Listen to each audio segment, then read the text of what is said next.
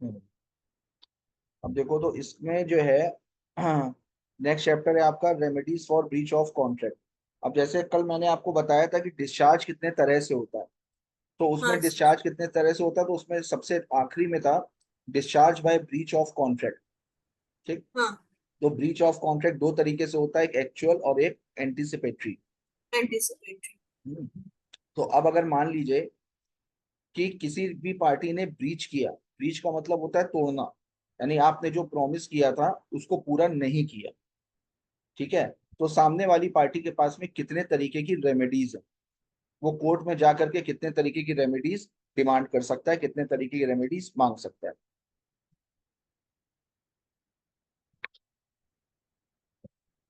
सबसे पहले देखिए meaning of remedy. A remedy is the course of action available to an aggrieved party, that is, the party not at default, for the enforcement of a right under a contract। बिल्कुल।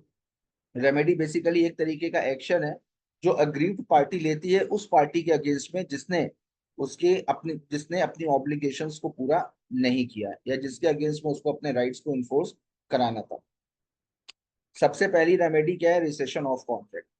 तो जिस party ने breach किया है, ठीक है, तो उस पार्टी के अगेंस्ट में हम सबसे पहली रेमेडी है कॉन्ट्रैक्ट को वॉइडेबल करा सकते हैं, कॉन्ट्रैक्ट को कैंसिल करा सकते हैं। देखिए, when a contract is broken by one party and the other party may treat the contract as rescinded. In such a case, aggrieved party is absolved of all his obligation under the contract and is entitled to compensation for any damages that he might have suffered। बिल्कुल। सबसे पहली remedy क्या है? सबसे पहली remedy वो contract को cancel करा सकता है।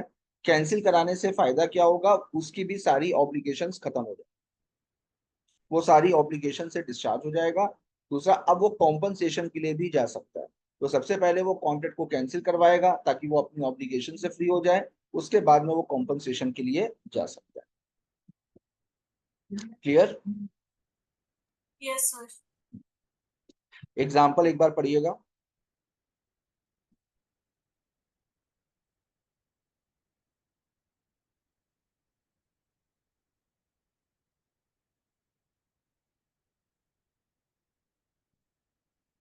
आ गया सर। क्लियर? यस। देखो, party rightfully resigning contract entitle to compensation. बिल्कुल।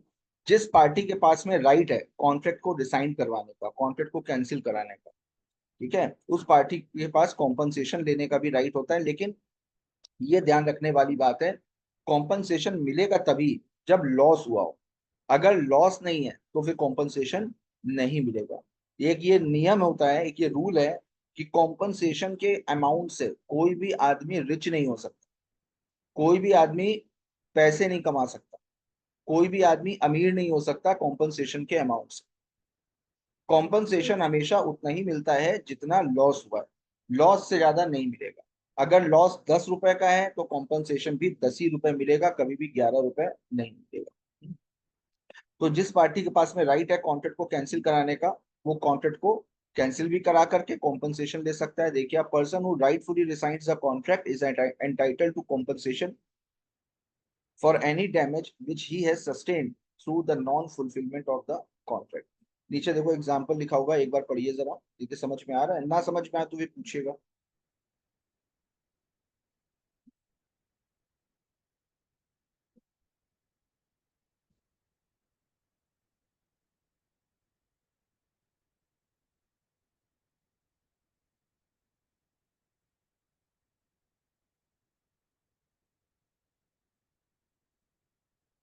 सर नहीं आया।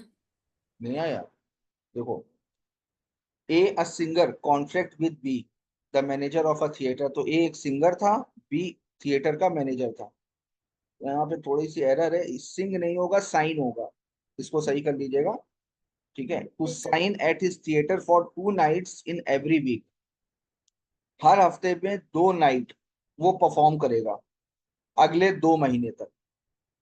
ठीक। अब उसने उसको बी ने बोला कि उसको हर नाइट के 100 रुपए मिलेंगे। ठीक। तो यानी हफ्ते में 2 नाइट करना है, ठीक है, तो महीने में कितनी नाइट हो गई? 8। हाँ सर। ठीक है। और 2 महीने के लिए कॉन्ट्रैक्ट हुआ, यानी 16 नाइट का कॉन्ट्रैक्ट हुआ। तो ऑन द 6th नाइट, अब छठी नाइट में A wilfully absents herself from the theatre. अब ए जो है जानबूझ करके 6th नाइट में नहीं आई, जिसकी वजह से बी ने क्या किया, बी ने कॉन्ट्रैक्ट को कैंसिल कर दिया। ठीक। और B is entitled to claim compensation for the damage which he has sustain through the non fulfilment of contract. तो जब वो छठी नाइट में नहीं आई, तो उसने बी ने क्या किया, कॉन्ट्रैक्ट को कैंसिल कर दिया, और उल्टा जितना नॉन फुलफिलमेंट ऑफ कॉन्ट्रैक्ट की वजह से, यानी कॉन्ट्रैक्ट में परफॉर्म ना करने की वजह से जितना उसका नुकसान हुआ उसके थिएटर का, उसको भी, उसका भी कॉम्पनसेशन ले सकता है। Okay, sir. Clear? Yes, sir. आगे देखिए, नेक्स्ट है आपकी सूट फॉर क्वांटम मेरिट। देखो क्वांटम मेरिट का मतलब क्या होता है? क्वांटम मेरिट का मतलब होता है एज मच एज अर्न। इसका मतलब क्या हुआ, जितनी मेहनत करी है उसका पैसा आपको मिलेगा। जैसे अगर मान लीजिए कि मेरे पास में 6 रूम है। ठीक। मैंने एक वाइट वॉश वाले को बुलाया कि भाई वाइट वॉश कर दे। तो उसने बोला कि भाई 30,000 रुपए लगेंगे, 30,000, 5,000 ईच रूम, टोटल 30,000 लगेंगे। मैंने बोला ठीक है। अब उसने एक रूम में वाइट वॉश किया, मुझे उसका काम पसंद नहीं आया, मैंने उसको भगा दिया कि मुझे तुमसे नहीं करवाना, मुझे तुम्हारा काम पसंद नहीं आया। तो उस केस में उसके पास में राइट है कि एक रूम में अगर उसने काम किया है तो एक रूम का पैसा वो मेरे से क्लेम कर सकता है, Sir, कि sir. जितनी मेहनत करी है उतना पैसा वो रिकवर कर सकता है। यहां तक की कहानी समझ में आई? हाँ, sir. अब देखो, ये इकलौती ऐसी रेमेडी है क्वांटम मेरिट कि जिसमें जो पार्टी गलत करती है, जो पार्टी ब्रीच करती है, वो भी आपसे पैसे की डिमांड कर सकती है। जैसे अगर Okay. मान लो कि अभी इसी वाले एग्जांपल में मैंने व्हाइट वॉश वाले को मना कर दिया, लेकिन अगर हम्म. ये होता कि व्हाइट वॉश वाले ने एक रूम में व्हाइट वॉश किया, हम्म. उसके बाद उसने मना कर दिया कि अब हम व्हाइट वॉश नहीं करेंगे, वो खुद ब्रीच हम्म. कर रहा है, तो भी वो हमसे उस रूम का पैसा ले सकता है जिस रूम में उसने व्हाइट वॉश किया। Okay. समझ में आया? Yes, sir. देखिए, the phrase quantum meruit literally means as much as is earn or according to the quantity of work done. When a person has begun the work and before the contract completed, the other party terminates the contract or does something which makes it impossible for the other party to complete the contract. He or she can claim work, he or she can claim for the work done under the contract. Same treatment when further performance become impossible. Even अगर आगे की performance impossible भी हो जाती है, super weaning impossibility भी हो जाती है, तो भी उस केस में आप जितना काम किया है उसका पैसा आप रिकवर कर सकते। The claim is brought by the defaulter, वही चीज है जो मैंने आपको बताई कि जिसने गलती करी है वो भी क्लेम कर सकता है, नहीं जो डिफॉल्टर है वो भी क्लेम कर सकता है। However, in certain cases, the party in default may also sue for the work done if the contract is divisible. समझ में आया? Yes, sir. आगे देखिए, suit for specific performance. Specific performance पढ़ाया है? हाँ, sir.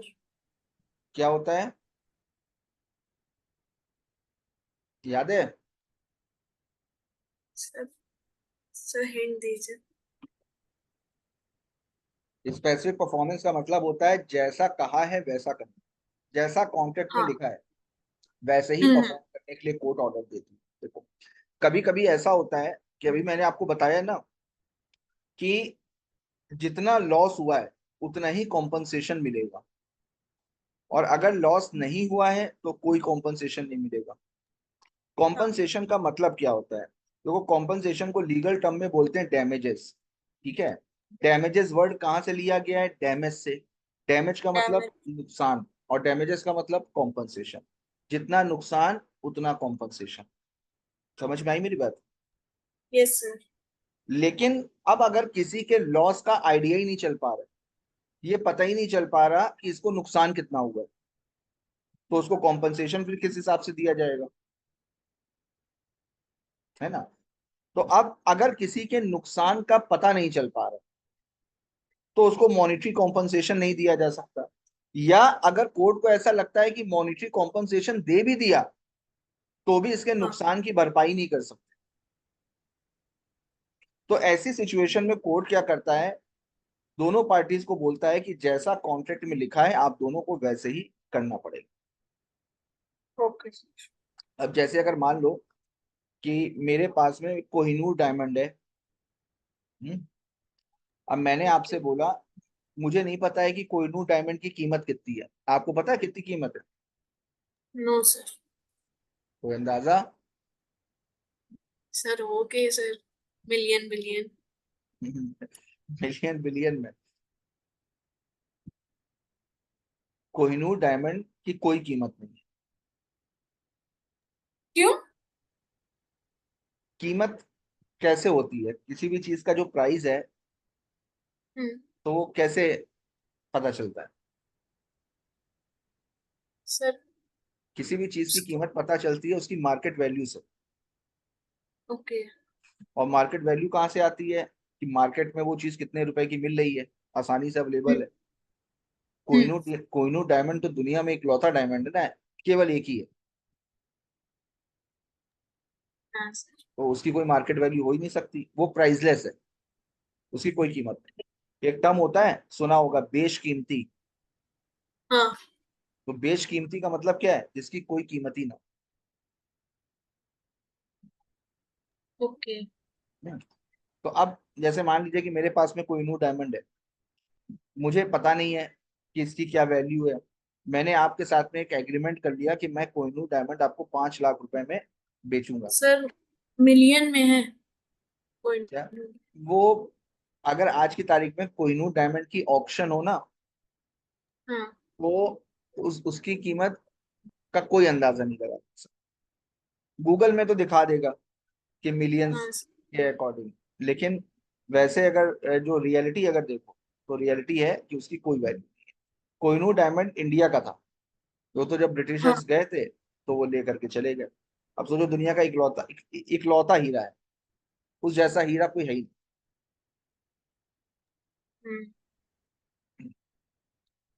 तो अब देखो, तो जैसे मान लीजिए कि मेरे पास में है कोई न्यू डायमंड, मैंने आपके साथ में एग्रीमेंट कर लिया कि मैं आपको 5 लाख रुपए में दूंगा। अब अगले दिन मेरा फ्रेंड आया, मेरे फ्रेंड ने बोला कि यार क्या तुमने बेवकूफी वाला काम किया है, इसको तुम चाहते तो तुम करोड़ों में बेच सकते हो, अरबों में बेच सकते हो, तुमने 5 लाख रुपए में एग्रीमेंट कर लिया। तो हम्म। हमको भी बात समझ में आई कि यार ये तो मेरा नुकसान हो जाएगा, तो हाँ। फिर हमने आपको कोहिनूर डायमंड नहीं दिया, आपने मेरे ऊपर केस फाइल कर दिया। अब कोर्ट अगर इस वाले केस में आपको कॉम्पनसेशन देगी तो कैसे देगी, क्योंकि उसकी कोई मार्केट वैल्यू तो है नहीं कोहिनूर डायमंड की, और हाँ तो सर। आपके नुकसान की वैल्यू कैसे कोर्ट निकालेगी? हो सकता है आप 5 लाख में खरीद करके 50 लाख में बेचते, 50 करोड़ में बेचते, 500 करोड़ में बेचते, 5,000 करोड़ में बेचते, तो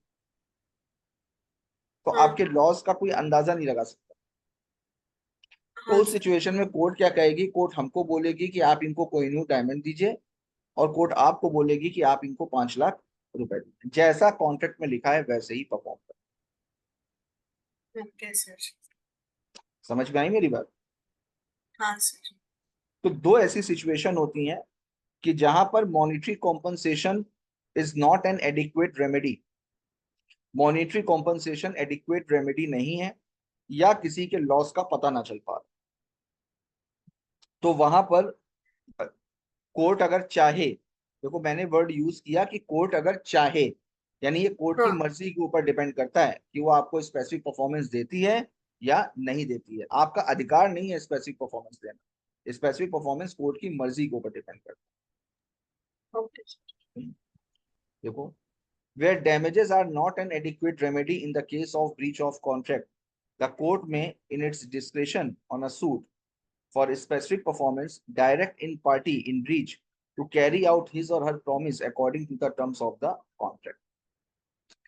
When specific performance allowed, where actual damages arising from breach is not measurable, जहां पर आप एक्चुअल नुकसान का पता नहीं लगा पा रहे हो। और दूसरा, where monetary compensation is not an adequate remedy. Remedy. अब देखिए कब कब स्पेसिफिक परफॉर्मेंस अलाउड नहीं होगा। हम्म, तो सबसे पहले when damages are an adequate remedy, अगर कोर्ट को लगता है कि भाई कॉम्पनसेशन दे दो तो कॉम्पनसेशन एडिक्वेट रेमेडी है, ठीक है, तो वहां पर फिर स्पेसिफिक परफॉर्मेंस अलाउड नहीं होगी। दूसरा, where performance of contract requires number of minute details and therefore not possible for court to supervise. अगर मान लीजिए कि कोई भी कॉन्ट्रैक्ट है उसका नेचर ऐसा है जिसमें कोर्ट के सुपरविजन की जरूरत है, यानी कोर्ट की निगरानी की जरूरत है, तो कोर्ट के पास में इतना टाइम थोड़ी ना है कि एक एक कॉन्ट्रैक्ट की निगरानी करेगा, तो वहां पर स्पेसिफिक परफॉर्मेंस अलाउड नहीं होगा। दूसरा, where contract is of personal in nature, अगर कॉन्ट्रैक्ट पर्सनल नेचर का, पर्सनल नेचर वाले कॉन्ट्रैक्ट में कभी भी स्पेसिफिक परफॉर्मेंस नहीं करी जाती। जैसे अगर मान लीजिए डॉक्टर ने बोला कि हम आपका ऑपरेशन करेंगे, डॉक्टर ने मना कर दिया, तो अब कोर्ट के थ्रू डॉक्टर को फोर्स नहीं किया जा सकता कि आप ऑपरेशन करो, क्योंकि जहां पर पर्सनल स्किल्स है ना, वहां पर अगर स्पेसिफिक परफॉर्मेंस के लिए बोला जाएगा तो आप आदमी अपनी स्किल्स का मिसयूज भी कर सकता है, गलत फायदा भी उठा सकता है, ताकि सामने वाले को नुकसान पहुंचे। तो इस वजह से जहां पर पर्सनल स्किल्स इन्वॉल्व होती है, जो पर्सनल नेचर के कॉन्ट्रैक्ट होते हैं, वहां पर स्पेसिफिक परफॉर्मेंस अलाउड नहीं होता है। Where contract made by company beyond its power, ultra vires, जो अल्ट्रा वायर्स वाले कॉन्ट्रैक्ट होते हैं उसमें भी स्पेसिफिक परफॉर्मेंस नहीं होता है, क्योंकि जो अल्ट्रा वायर्स होते हैं वो वॉइड एबिनिशियो होते हैं, पूरी तरीके से वॉइड होते हैं, तो उसमें स्पेसिफिक परफॉर्मेंस नहीं होता है। Where one party to contract is minor, minor के साथ में भी कोई एग्रीमेंट हुआ है तो वॉइड होगा, वहां पर भी स्पेसिफिक परफॉर्मेंस नहीं होगा।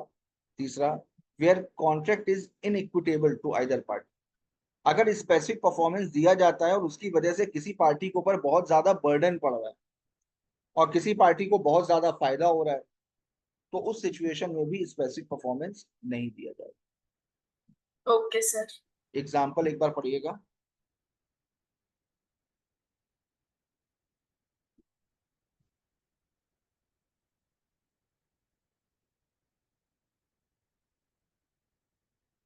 हाँ सर, आगे।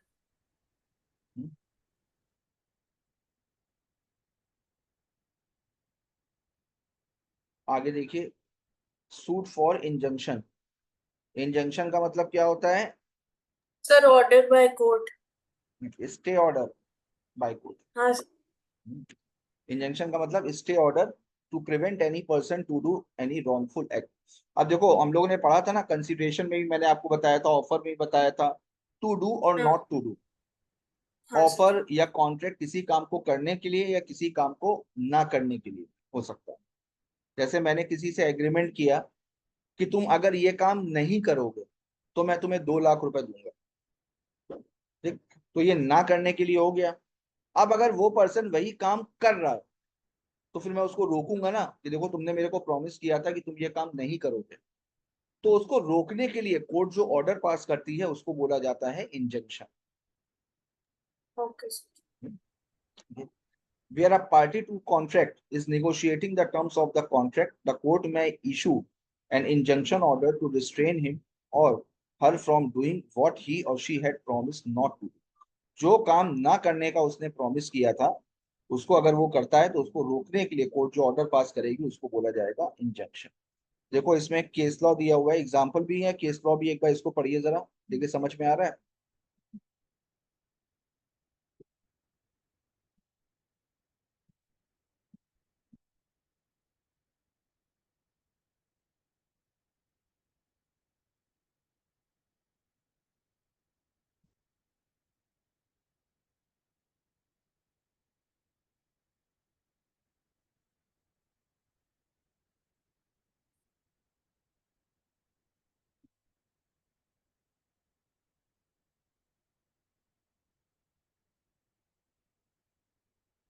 हाँ सर, आगे।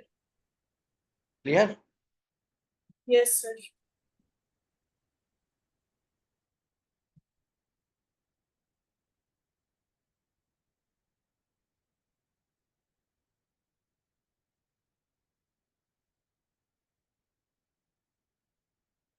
अब देखो नेक्स्ट रेमेडी होती है सूट फॉर डैमेजेस। डैमेजेस का मतलब मैंने आपको बताई, कॉम्पनसेशन के लिए जा सकते हैं। तो अगली रेमेडी है डैमेजेस। तो सबसे, अब डैमेजेस कई सारे तरीके की होती है, ठीक है। कॉम्पनसेशन जो है वो कई सारे तरीके से मिलता है, देखिएगा। Damages are monetary compensation allowed for loss suffered by the aggrieved party due to breach of the contract. The object of awarding damages is not to punish the party. इसको underline कर लीजिएगा. The object of awarding damages is not to punish the party at fault, but to make good the financial loss. देखो, compensation कभी भी punishment के बराबर नहीं होती। पनिशमेंट एक अलग चीज है। पनिशमेंट में क्या लगाते हैं? पनिशमेंट में लगाते हैं पेनाल्टी, पेनाल्टी। है ना। कॉम्पनसेशन अलग है, पेनाल्टी अलग है। कॉम्पनसेशन कभी भी पनिशमेंट के तौर पे नहीं होती, किसी पार्टी को पनिश करने के लिए नहीं दिया जाता है, बल्कि जिसका फाइनेंशियल लॉस हुआ है उसके फाइनेंशियल लॉस को ठीक करने के लिए दिया जाता है। To make good the financial loss suffered by the aggrieved party due to the breach of contract. The type of damages as follows. सबसे पहले ऑर्डिनरी डैमेजेस। देखिएगा, ऑर्डिनरी डैमेजेस देखो क्या होते हैं। ऑर्डिनरी डैमेजेस का मतलब जो नॉर्मल डैमेजेस, जो वाकई में डायरेक्ट लॉस हुआ है, जो एक्चुअल लॉस हुआ है, वो उसको बोलते हैं ऑर्डिनरी डैमेजेस। ऑर्डिनरी डैमेजेस जैसे फॉर एग्जांपल मान लीजिए, जैसे मान लीजिए कि मैंने आपके साथ एग्रीमेंट किया कि मैं आपको 10 तारीख को 500 kg शुगर सप्लाई करूंगा 50 रुपीज के हिसाब से। 500 kg शुगर 50 रुपए के हिसाब से सप्लाई करूंगा। 10 तारीख को मैंने शुगर आपको सप्लाई नहीं करी और शुगर का प्राइस बढ़ गया 10 रुपए, यानी अब शुगर का प्राइस हो गया 60 रुपए। तो आपका टोटल कितना नुकसान हुआ?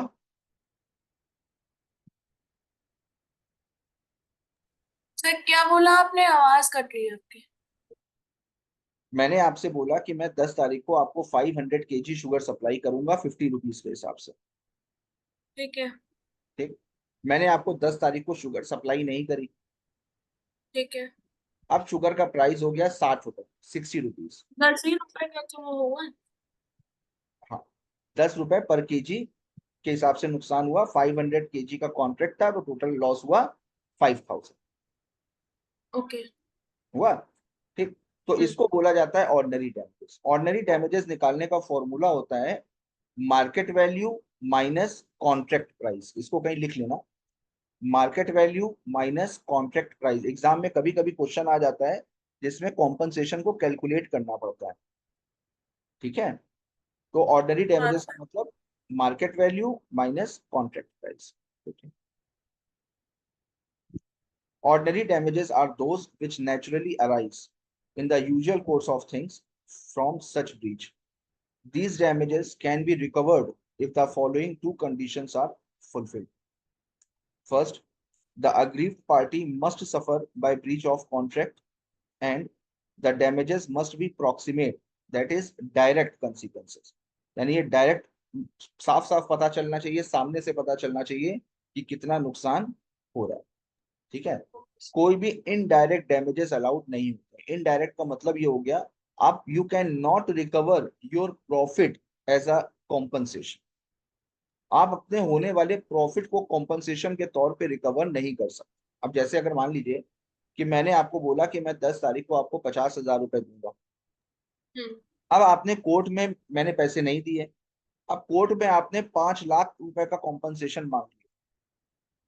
हम्म। तो कोर्ट पूछ रहा है कि भैया कॉन्ट्रैक्ट तो 50,000 का हुआ था, आप 5 लाख का हाँ। कॉम्पनसेशन कैसे मांग रहे हो? अब आप कह रहे हो कि अगर इन्होंने हमको 50,000 रुपए दे दिए होते तो उसको हमने शेयर मार्केट में लगा दिया होता, वहां पे शेयर का प्राइस बढ़ गया होता, इतना हो गया होता, उतना हो गया होता। तो वहां पर आप केवल और केवल अंदाजा लगा रहे, एक्चुअल कुछ ओके। भी नहीं। मेरी बात समझ में आई?